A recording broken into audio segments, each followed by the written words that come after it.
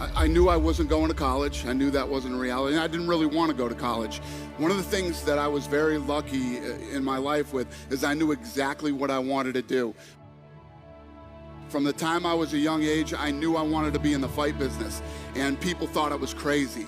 Because when you look at at the time when I grew up, you had Don King, Bob Arum, these guys were the big promoters in the fight game, and you know, everybody was set in their ways. They didn't think that you know, the fight business could change. Yeah. And I believed it could. I had a lot of ideas, and I believed I could change the business. And I worked in Boston at a place called the Boston Harbor Hotel.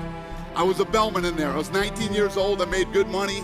You know, there's some guys that get those jobs, and those are the type of jobs they you know, they want those jobs forever. It's a good job. It's not a bad job. It just wasn't for me.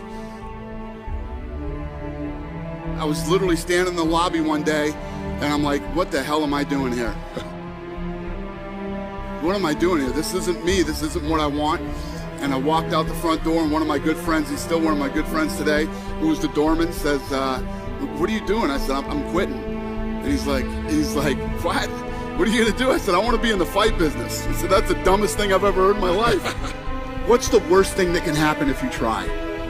If the day that I walked out of that hotel, right, and I went to do this, it doesn't work out, I can go back and be a bellman again whenever I want to. I always knew what I wanted to do, and every day when I woke up, I would work toward that goal. I listened to both of those tapes. Everything that was in there is absolutely true, makes sense, and applies to everybody's life. It really does. So if you want to know, what does it take to take things to the highest level? What's going to take to change my business permanently, not temporary? You can go home and you can install some of these strategies, skills, tactics, tools, insights, and see a significant change. But if that change is going to be a lasting company of value that keeps growing, then the things you've learned here have to become the standard for your organization, not something you did for a period of time. Whenever you look at somebody and say, why are they more successful than anybody else? It's always because of step one, they've raised their standard. If you go back home and you want to change your life in any way, personally, professionally, or your company, as boring as it sounds, as stupid as it sounds, you might say, I spent all this time, this energy, this money, and you're going to tell me to raise my standards? Yes. Because even though that's not sexy, it is the only thing that creates lasting change. So there was a kid in Boston, his name was Peter Welsh, and he's actually like a street fighting and boxing legend in town, and everybody had heard of him, and I literally sought this guy out.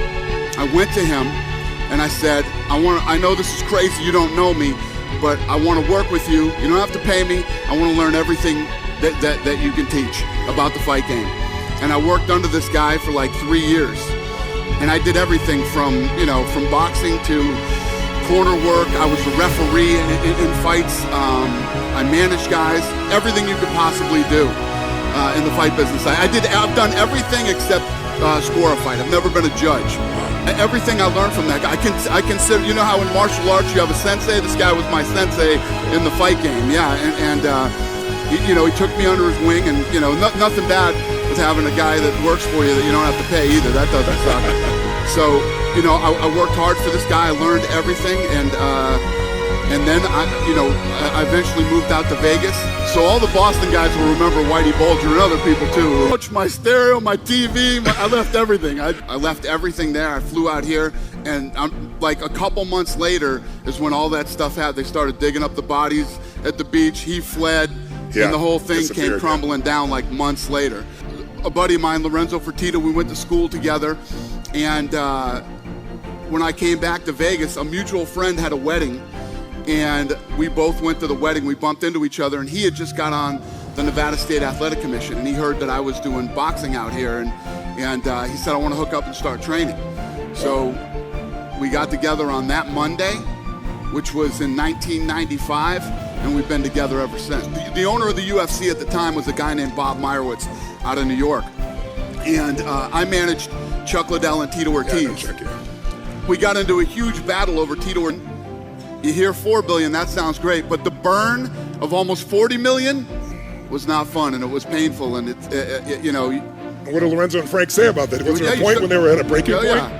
Lorenzo called me one day and said, I can't keep doing this, man. I can't keep burning all this cash, and I need you to get out there and find out what you can sell this thing for. So that day I made a bunch of calls. That night I call him when he's on his way home, and I said, you know what? Maybe $6-7 million bucks. We're in almost 40. I think I could get 6 or 7 million. And he said, okay, I'll call you tomorrow. He called me the next day. What were you thinking that night? Oh shit, the first thing you think is, man, I just blew $40 million of my friend's money. Yeah. That's the first thing you think, right? Yeah. And that's not fun. Then the fact that you've put all this time and energy into it, and it just doesn't work. It didn't work the way that you thought it would. Yeah. Then he called me back the next day and said, fuck it. Let's keep going. First of all, when we went toward regulation, when you're never gonna beat the government. Okay, let me tell you this: when you get involved in your business and your business starts to grow and everything else, and the things that come at you, the government came after us and called us a monopoly. We took this business from zero to where it was. We create zillions of dollars in taxes, all these different, all the people that we employ all over the world, that when we go into the economic impact we have on cities, when we go into their cities, all this stuff, we're a monopoly now. We're being looked at as monopoly. So we're spending, $7-8 million a year trying to defend ourselves from the government as monopoly. Wow. These type of things happening, and I could go on forever. You go in, you do the right thing, and you pay your money, and you just take your lumps when you own a business. You don't try to fight these guys. You just roll with the punches, and you do what you're supposed to do. So we went in and we met with California, Nevada, New York, New Jersey, and the list goes on and on. Everywhere that had a real strong, regulation. Yeah. Everybody that had strong regulation. We went in and met with. Yeah. We educated them on the sport, and we started to open up and getting this regulated in all the different cities. And then we started to go to other parts of the world and get it regulated, and the list goes on and on. Then I had to fly from state to state and meet with all the reporters. You start meeting with the, from the New York Times to local sports reporters who cover sports every night in your hometowns. I literally flew around the whole country doing this for years. Yeah. And nothing happens overnight. It's all it's all accumulation hard work, of all man. that you've done. Yeah, man. you just have to keep grinding every day. Every day you get up, and it's for us to make this happen with the UFC, it was really all about education. Yeah. And I always knew two things: if I brought these athletes in and you met them, you would realize the type of people that they are, and they're not what you expected them to be. Right. And if I ever got you to a live event, nobody walks out of a live event and goes, yeah, I don't ever want to see one of these again. That's true. So the energy's unbelievable. I knew if I could get you at least to get, whether you were a sponsor, a TV network executive, or whatever it was, if I could get you to the live event, I got you.